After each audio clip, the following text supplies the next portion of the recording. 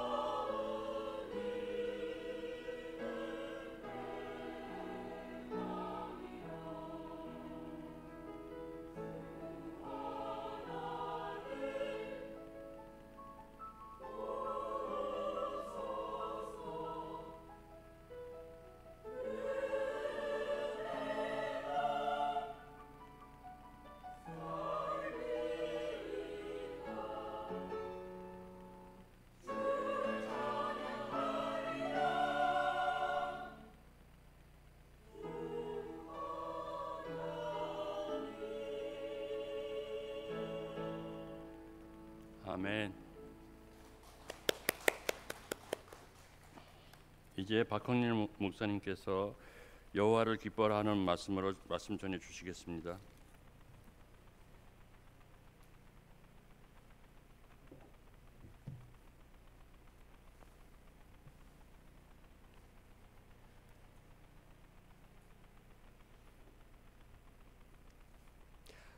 성가대 찬양이 설교 말씀 내용과 똑같습니다.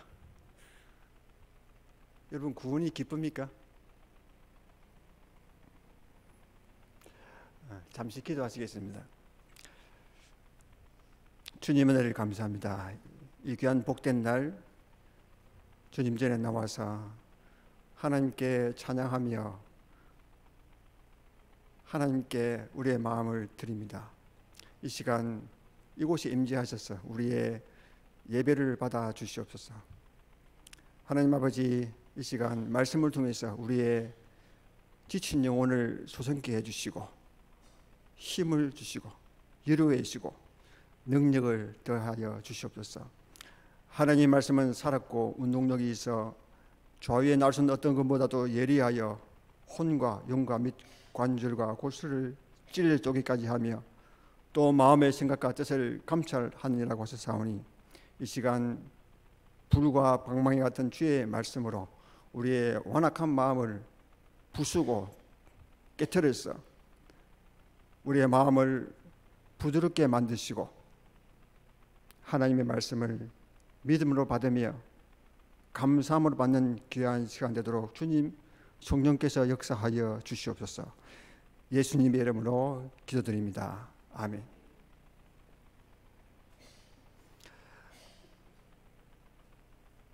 하루는 집에 들어가자마자 저 집사람한테 설교 부탁받았다는 이야기를 하니까 대뜸 한다는 말이 안 그래도 이틀 전에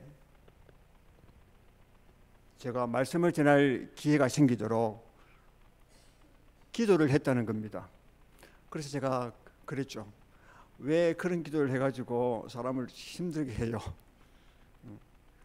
말씀 한 편 준비하는 게 얼마나 힘들고 어려운데 날씨가 더워서 집중도 잘 안 되고 또 시간도 없고 그동안 복음에 대해서 다 나눠서 이제 더 이상 나눌 것도 없고 이제 그런 기도 하지 마세요. 그렇게 이야기를 했습니다.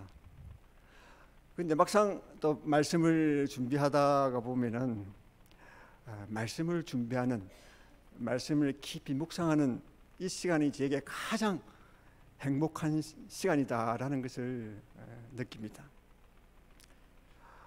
여러분도 잘 아시다시피 제가 그동안 계속 복음에 대해서 말씀을 나눴습니다. 그리고 제가 꼭 전하고 싶었던 그 은혜의 복음에 대해서 이제 다 나눴습니다. 제가 복음을 전하는 선교사이다 보니까 그동안 말씀을 전할 때마다 여러분들을 많이 힘들게 했을 것입니다. 주님을 따르십시오. 주님을 따르는 길은 갈릴리의 삶입니다.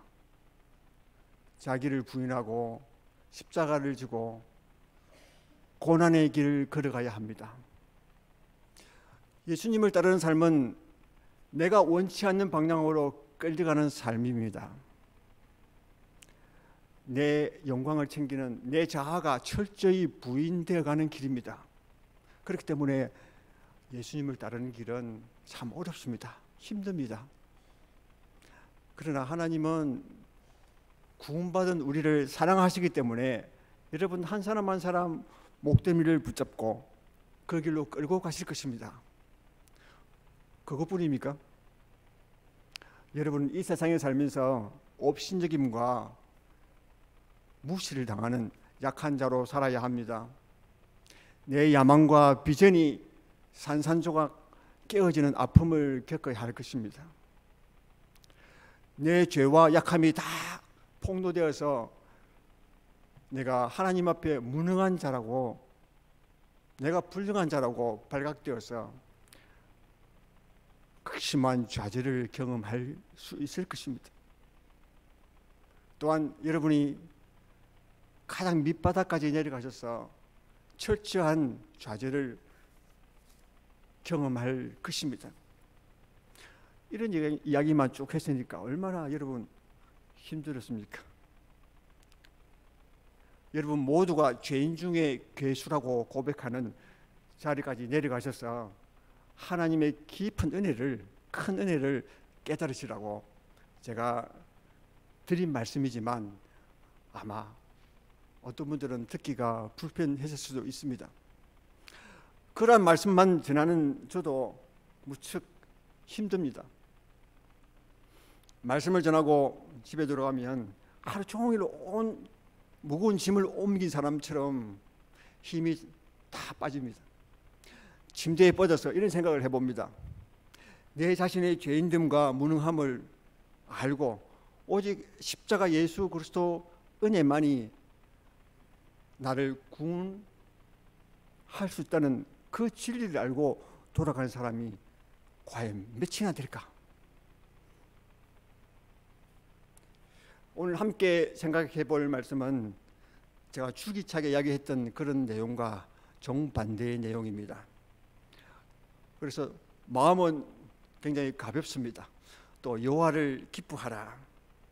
그러나 이 주제는 저에게 지금 현재 조금 어려운 주제입니다. 왜냐하면 제가 마음과 육신이 좀 지쳐서 제가 여호와를 기뻐하는 일이 부족한데 여러분 도전이 될까 하는 걱정이 앞서기 때문입니다.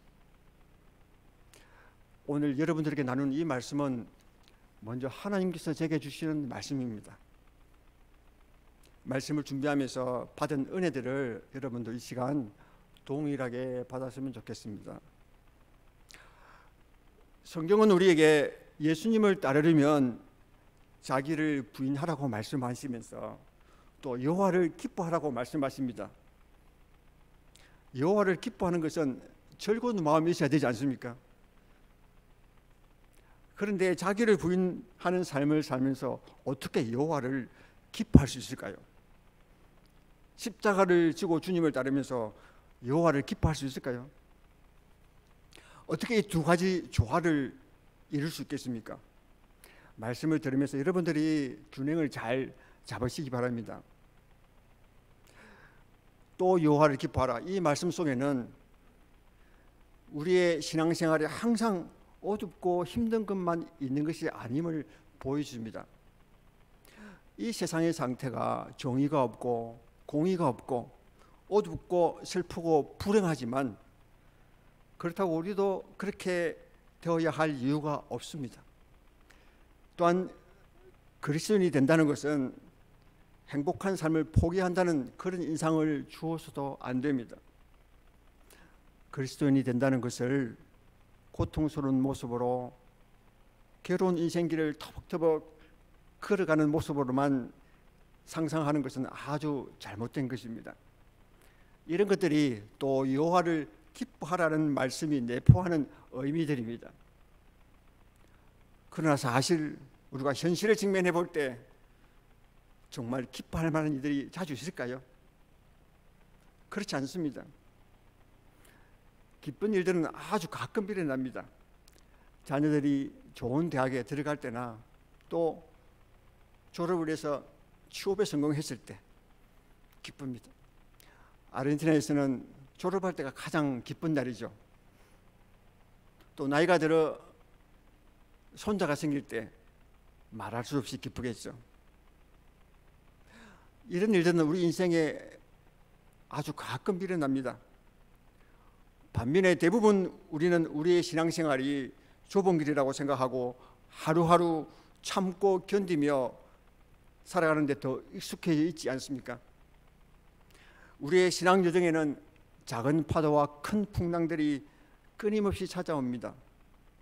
작은 문제가 하나 해결되면 또 기다렸다는 듯이 다른 더 큰 문제가 우리 앞을 가로막습니다.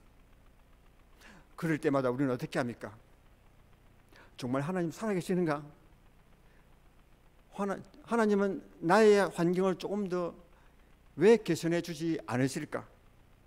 언제까지 이렇게 하루하루 버티며 힘들게 살아가야 합니까? 하는 일마다 형통해서 어려움 없이 지내는 분들이 혹 있겠지만 우리 모두가 정말 힘든 상황을 경험하며 살아오셨을 것입니다.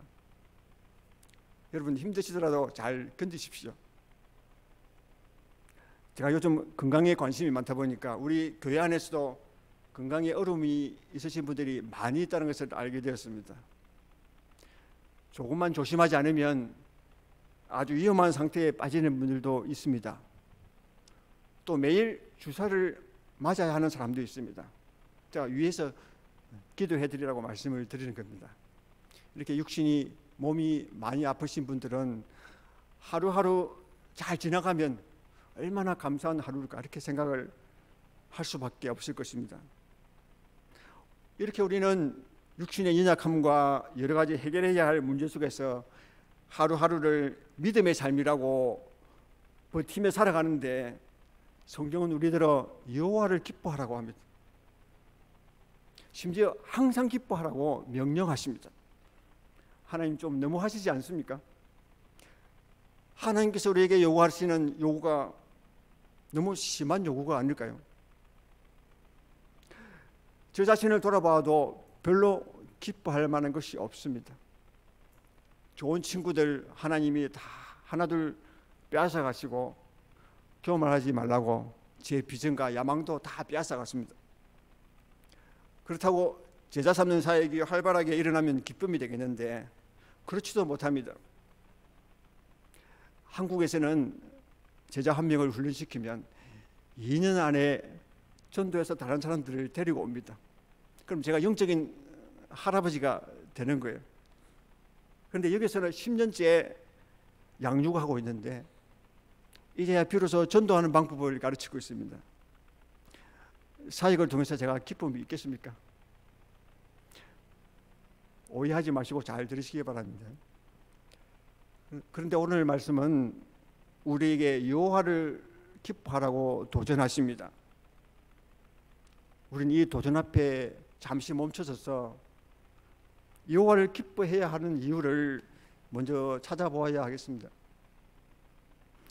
성경은 우리에게 여호와를 기뻐해야 하는 이유를 여러 가지 말씀하십니다. 본문에 또 여호와를 기뻐하라. 그가 내 마음의 소원을 내게 이루어 주시리로다. 우리가 여호와를 기뻐해야 할 첫 번째 이유는 여호와를 기뻐하는 것이 하나님의 명령이라는 것입니다. 너희의 상황과 감정에 관계없이 여호와를 기뻐하라는 것입니다. 기뻐하라는 요청은 선택이 아니라 명령이야. 여호와를 기뻐하는 것이 내가 마땅히 해야 될 일이다라는 것입니다. 빌립보서 3장 1절에 끝으로 나의 형제들아 주 안에서 기뻐하라. 거기서 끝나지 않습니다. 빌립보서 4장 4절 주 안에서 항상 기뻐하라. 내가 다시 말하노니 기뻐하라. 사전 5장 16절 항상 기뻐하라. 쉬지 말고 기도하라. 범사에 감사하라. 이것이 그리스도 예수 안에서 너희를 향하신 하나님의 뜻이니라. 항상 기뻐하는 것이 하나님의 뜻이라는 것입니다. 좀 더 무시무시한 경고의 말씀도 있습니다. 신명기 28장 47절 네가 모든 것이 풍족하여도 기쁨과 즐거운 마음으로 내 하나님 여호와를 섬기지 아니함으로 말미암아 네가 추리고 목마르고 헐벗고 모든 것이 부족한 중에서 여호와께서 보내사 너를 치게 하실 적군을 섬기게 될 것이니 그가 철멍에를 내 목에 메어 마침내 너를 멸할 것이라. 여호와를 기뻐하는 것이 하나님의 뜻이며 명령이기 때문에 기쁨과 즐거운 마음으로 하나님을 섬겨야 한다는 것입니다. 그렇지 않으면 포로로 잡혀갈 것이다 라고 경고합니다. 군대에서 병사는 자신의 감정과 기분에 상관없이 지휘관의 명령에 따라야 합니다. 하물며 하나님의 명령에 우리가 이렇게 변명할 수 있을까요? 하나님 제발 좀 저를 그냥 내버려 두세요. 제가 지금 기뻐할 상황은 아니잖아요. 저와 여러분이 혹 끝이 보이지 않는 캄캄한 터널 속을 지나고 있을지라도 큰 풍랑이 우리 앞을 가로막고 있을지라도 사랑하는 사람을 먼저 보내고 이별의 슬픔 가운데 있을지라도 여호와를 기뻐하는 것이 하나님의 명령이기 때문에 우리는 즐거운 마음으로 순종해야 하겠습니다. 군대의 명령들은 억지로 해야 하는 무거운 것들이 많지만 우리를 향한 하나님의 명령은 무겁지 않습니다. 왜냐하면 우리의 유익을 위해서 명령하시기 때문입니다. 요한일서 5장 3절 하나님을 사랑하는 것은 이것이니 우리가 그의 계명들을 지키는 것이라. 그의 계명들은 무거운 것이 아니로다. 두 번째 여호와를 기뻐해야 하는 이유를 본문에서 또 찾을 수 있습니다. 또 여호와를 기뻐하라. 저가 내 마음의 소원을 내게 이루어 주시리로다. 우리가 여호와를 기뻐할 때 하나님은 우리의 소원을 들어주십니다. 우리의 기도에 응답해 주시는 것입니다. 우리의 마음의 소원을 이루기 위한 조건으로 여호와를 기뻐하라는 것이 아니라 우리의 기도를 들어주시기 때문에 우리는 하나님을 기뻐할 수밖에 없습니다. 하나님은 우리의 간절히 원하는 소원을 알고 계십니다. 여러분 마음의 소원이 있으십니까? 가족의 구원을 위해서, 또 사랑하는 가족의 건강을 위해서, 내 장래를 위해서, 내 자녀의 장래를 위해서 간절히 원하는 소원들이 있겠죠. 모두 다 하나 이상 정말 간절히 바라는 소원이 있을 것입니다. 우리가 하나님 앞에 기도할 때 제일 먼저 튀어나오는 기도가 우리의 가장 바라는 소원입니다. 우리는 그 소원을 가지고 이렇게 기도할 수 있습니다. 빌립보서 4장 6절, 아무것도 염려하지 말고 다만 모든 일에 기도와 간구로 너희 구할 것을 감사함으로 하나님께 아뢰라. 그리하면 모든 지각에 뛰어난 하나님의 평강이 그리스도 예수 안에서 너희 마음과 생각을 지키시리라. 여러분이 간절하게 원하는 소원이 있으시면 염려하지 마시고 감사함으로 하나님께 아뢰시길 바랍니다. 그 소원이 내가 바라는 대로 이루어지든 그렇지 않든 하나님은 우리의 마음과 생각을 평강 가운데로 인도할 것입니다. 우리의 염려와 근심을 제거해 주실 것입니다. 우리가 소원하는 것은 하나님이 가장 잘 아십니다. 예레미야 29장 11절, 여호와의 말씀이니라 너희를 향한 나의 생각을 내가 아나니 평안이요 재앙이 아니니라 너희에게 미래와 희망을 주는 것이니라. 제가 군대에 있을 때 일입니다. 부대원들이 모두 진지보수공사라는 훈련을 나가고 부대에는 한 10명 정도 근무를 쓰기 위해서 남았습니다. 두 사람씩 5팀이 1시간씩 총 24시간을 번갈아 가면서 근무를 씁니다. 1시간 근무지만 실제로 준비하는 시간 또 돌아와서 또 정리하는 시간 합치면은 2시간이 걸리죠. 주간에 3번, 야간에 2번 이렇게 근무를 쓰는데요. 얼마나 힘든지 제가 제 입에서 이런 기도가 나왔습니다. 주님, 군 생활이 너무 힘들어요. 어떻게 좀 해주세요. 마치 가장 큰 소원인 것처럼 몇 가지 말씀을 주장하면서 기도를 했습니다.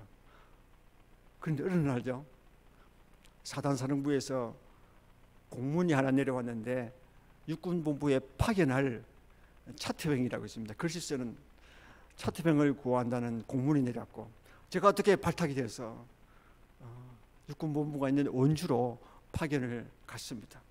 한 3개월 동안 고참, 전임명도 없고 근무도 안 서게 되는 그런 조용한 막사에서 아주 편하게 부대에서 여름에 하는 그 무시무시한 유격 훈련 이거 다 끝날 때쯤 제가 부대로 복귀했습니다. 저는 3개월 특별 휴가를 받았던 것입니다. 요한복음 16장 24절, 지금까지는 네가 내 이름으로 아무것도 구하지 아니하였으나 구하라 그리하면 받으리니 내 기쁨이 충만하리라. 가장 절박한 순간에 나의 소원을 들어주신 주님의 그 기도응답이야말로 말로 표현할 수 없는 큰 기쁨이었습니다. 군에 있을 때 여러 가지 경험들이 많습니다. 한 2시간 동안 제가 간증할 수 있는데요. 여자분들이 제일 싫어하는 이야기가 군대 이야기니까 한 가지만 했습니다. 하나님은 우리의 소원을 들어주심으로 우리로 하여금 여호와를 기뻐하는 자로 만들어 가십니다. 하나님은 내 소원을 지금 당장 들어주지 않으시더라도 나의 소원을 가장 잘 알고 계십니다. 내 기도에 응답하시고 간절한 내 작은 신음에도 응답하시는, 귀를 기울이시는 그 하나님을 어찌 기뻐하지 않을 수 있겠습니까? 세 번째, 우리가 하나님을 기뻐해야 하는 이유를 다른 본문에서 찾을 수 있습니다. 느헤미야 8장 10절, 근심하지 말라 여호와로 인하여 기뻐하는 것이 너희의 힘이니라. 이 말씀은 유다 백성들이 수문 앞 광장에서 에스라가 읽어주는 말씀을 듣고 자신의 영적 상태와 죄와 허물을 깨닫고 회개하며 슬퍼하고 있을 때 느헤미야가 권면한 말씀입니다. 백성들은 포로 교환과 성전 건축에 큰 은혜를 입었지만 여전히 죄와 허물 가운데 매여 사는 자신들의 영적 상태로 인해 절망하며 회개하며 슬퍼하였습니다. 그러나 느헤미야는 근심하지 말라고 이야기합니다. 왜냐하면 여호와로 인하여 기뻐하는 것이 너희의 힘이기 때문입니다. 힘이라는 단어의 원어의 뜻은 요새 또는 방파제라는 뜻이 있습니다. 요새는 군사적으로 중요한 곳에 튼튼하게 만들어 놓은 방어 시설을 말합니다. 방파제는 바다로부터 밀려오는 거친 파도를 막기 위해 바다에 쌓은 두구를 말합니다. 즉 요새와 방파제는 둘 다 안전한 곳을 의미합니다. 그러니까 여호와를 기뻐하는 것이 가장 안전하다는 뜻입니다. 여러분 혹시 두려움과 근심 가운데 둘러싸여 있습니까? 염려와 불안이 성난 파도처럼 여러분을 삼키려고 밀려오고 있습니까? 요새와 방파제로 얼른 피하시기를 바랍니다. 여호와를 기뻐하는 것이 가장 안전합니다. 근심하지 말라. 여호와로 인하여 기뻐하는 것이 너희의 힘이니라. 그러면 여호와를 기뻐하는 것은 도대체 무슨 뜻일까요? 어떻게 하는 것이 주를 기쁘시게 하는 것일까요? 주를 기뻐하는 것은 항상 미소를 띠고 다니라는 의미가 아닙니다. 화가 난 얼굴보다 물론 웃는 얼굴이 좋겠지만 항상 웃을 수는 없지 않습니까? 슬픈 일을 당하면 웃을 수가 없습니다. 근심거리가 갑자기 생기면 마음이 즐겁지가 않습니다. 제가 결혼식 때 너무 많이 웃으니까 결혼식 끝나고 누가 저한테 와서 살짝 이야기를 하더라고요. 신랑이 너무 많이 웃어요. 결혼식장에서 신랑이 싱글싱글 웃기만 하면 가벼워 보입니다. 그러니까 항상 기뻐라는 명령은 항상 웃으라는 말이 아니겠지요. 여호와를 기뻐하는 것은 하나님 안에서 기쁨을 추구한다는 뜻입니다. 하나님의 성품과 그의 사랑과 능력과 구원을 기뻐하는 것입니다. 우리가 하나님 안에서 추구해야 할 기쁨은 단순한 기쁨이 아닙니다. 경박스럽거나 지나치게 쾌활한 것이거나 사람을 즐겁게 하는 값싼 그런 정도의 것이 아닙니다. 쉽게 말해서 명랑하다거나 유쾌한 감정을 의미하지 않습니다. 우리가 그리스도 안에서 추구해야 할 기쁨은 매우 심오한 것입니다. 그 기쁨은 매우 진지한 기쁨인 것입니다. 참된 기쁨, 주님의 기쁨, 그리스도인의 기쁨은 진지한 기쁨이요 심오한 기쁨이며 두루 떨면서 기뻐하는 것입니다. 하나님의 은혜가 아니었다면 소망이 없다는 사실을 인식하기 때문입니다. 너무나 절망적이고 좌절에 빠진 상태에서 하나님의 은혜가 아니고서는 어느 것도 자신을 구원할 수 없다는 사실을 여러분들이 깨달을 때 깨닫는 그 기쁨입니다. 그것은 거짓된 기쁨이 아니라 거룩한 기쁨입니다. 주님의 기쁨, 성령의 기쁨입니다.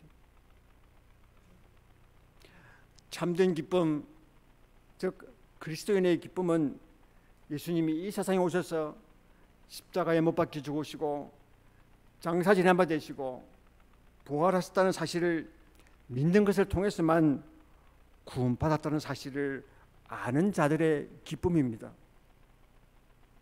그것이 무엇입니까? 복음입니다. 복음을 들으면 기쁨이 생깁니다. 왜냐하면 복음은 기쁜 소식이기 때문입니다. 우리가 이 복음을 들었습니까? 그리고 그 복음을 들은 것이 이러한 기쁨을 가져다 주었습니까? 빌립보 감옥의 간수는 복음을 들었습니다. 사도행전 16장 34일 그들을 데리고 자기 집에 올라가서 음식을 차려주고 그와 온 집안이 하나님을 믿음으로 크게 기뻐하니라. 이것이 바로 복음을 들은 결과입니다. 빌립보 간수는 조금 전까지만 해도 절망 가운데 있었습니다. 칼로 목숨을 끊으려고 했습니다. 그 사람보다 더 불행한 사람이 있을까요? 그러나 그 사람은 이제 기뻐하였고 저와 온 집으로 더불어 하나님을 믿는 사람이 되었습니다. 복음을 참되게 들은 사람의 특징은 기뻐하는 것입니다. 만약에 우리가 복음을 들었는데 기쁨의 요소가 빠져 있다면 그 이유가 무엇일까요? 죄에 대한 깊은 회개와 애통함이 없기 때문입니다. 우리가 본성적으로 악한 죄인임을 인식하고 하나님을 알지 못하는 것과 죄의 결과가 얼마나 절망적인 상태인가를 알 때, 즉 복음의 본질을 알 때 기뻐할 수 있습니다. 다시 말해서 우리가 예수님을 만나기 전까지는, 예수님을 알기 전까지는 참 기쁨을 결코 알 수가 없었습니다. 왜냐하면 예수님이야말로 기쁨의 원천이기 때문입니다. 복음을 통해 예수님을 만난 사람은 하나님과의 교제를 갈망합니다. 이것이 또한 여호와를 기뻐하는 것입니다.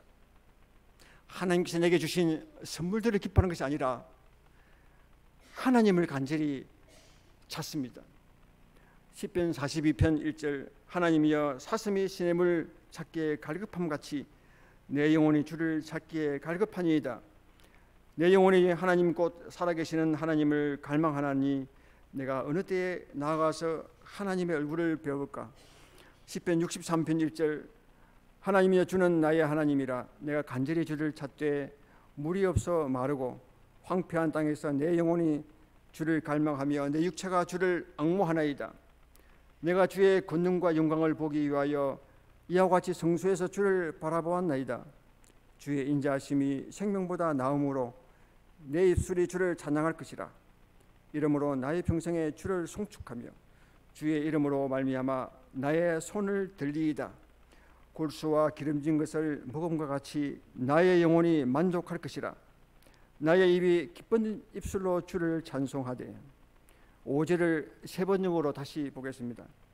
기름지고 맛깔진 음식을 배불리 먹은 듯이 내 영혼이 만족하니 내가 기쁨이 가득하고 입술로 주를 찬양하렵니다.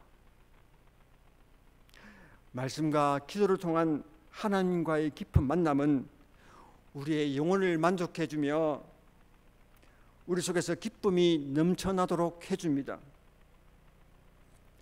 그러나 우리는 하나님과의 교제를 통해서 하나님과의 교제를 갖기를 애쓰기보다도 다른 것들로부터 만족을 얻고자 열심히 웅덩이를 파고 있습니다. 우리는 보잘것없는 쾌락을 추구하고 그것으로 만족을 얻고자 합니다. 예레미야 2장 11절 어느 나라가 그들의 신들을 신 아닌 것과 바꾼 일이 있느냐.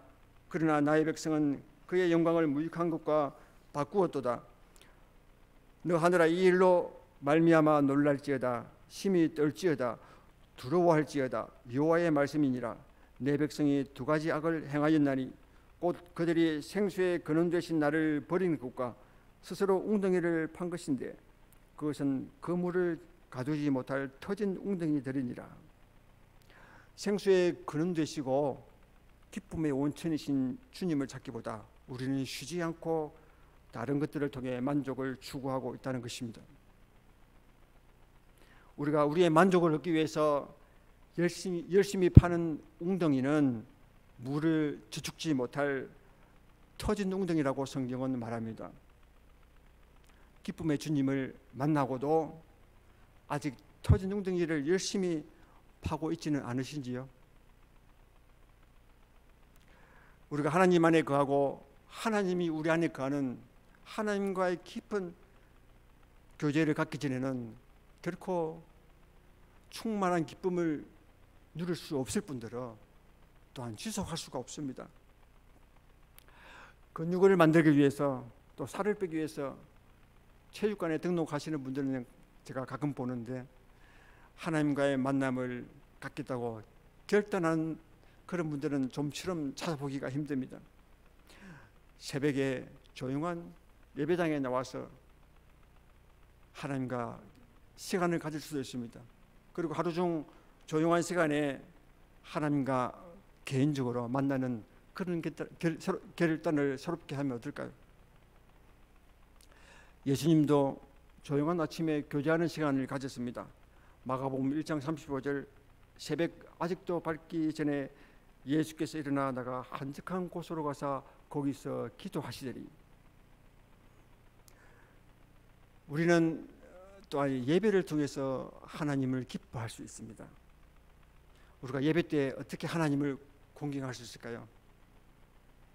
결혼기념일에 아내를 데리고 외식하러 나왔는데 아내가 갑자기 왜 이렇게 하시죠? 이렇게 물으면 어떻게 대답해야 합니까? 오늘 밤 당신과 함께 있는 것보다 더 행복한 것은 없습니다. 이게 정답이에요. 남편분들은 외웠다가 나중에 해보시기를 바랍니다.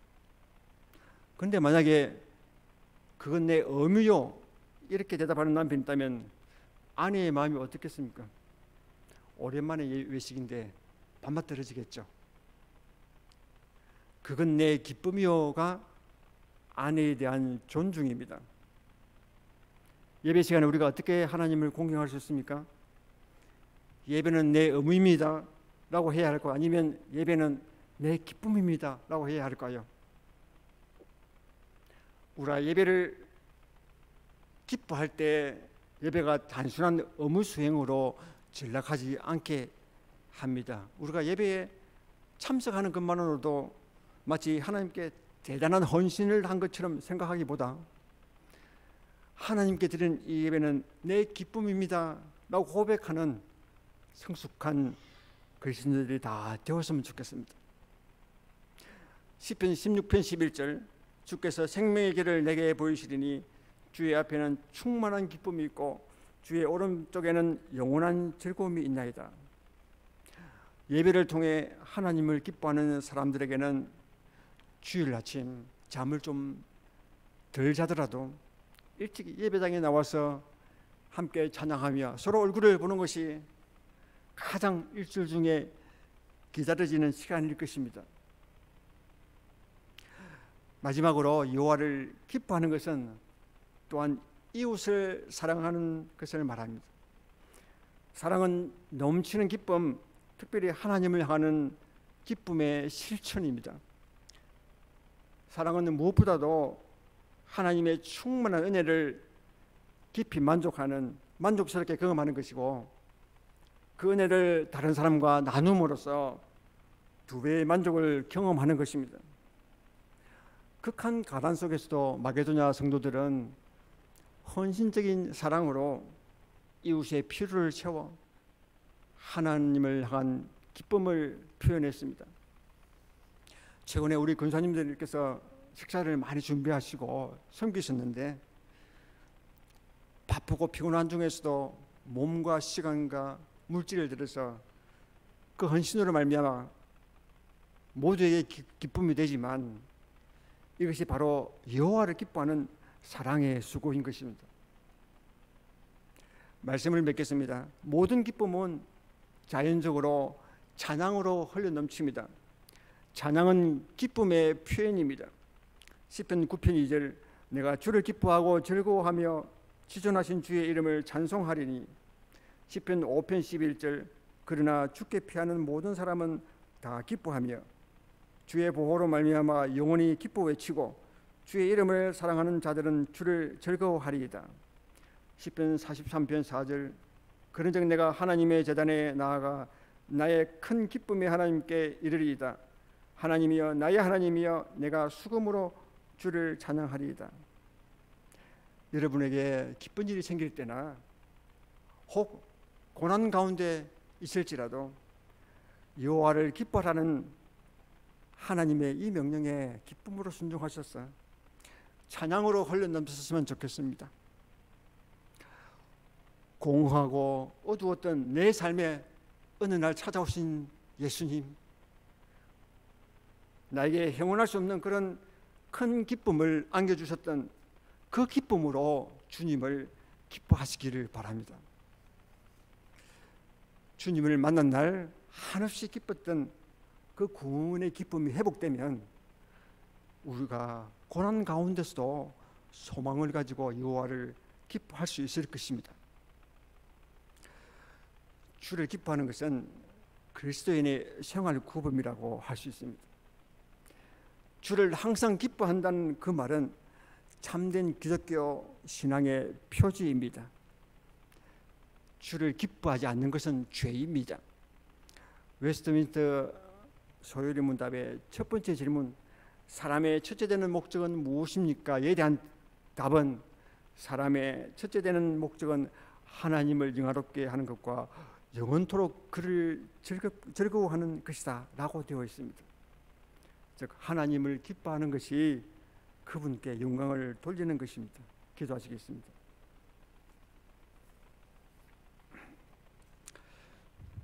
주님 은혜를 감사합니다. 여호와를 기뻐하라는 이 주님의 명령에 기쁨으로 순종하는 저들 되게 도와주시옵소서. 주님을 처음 만난 날 그 기뻤던 기쁨이 회복되게 하옵소서. 주님과의 교제를 사모하도록 결단하는 저들 되게 도와주시옵소서.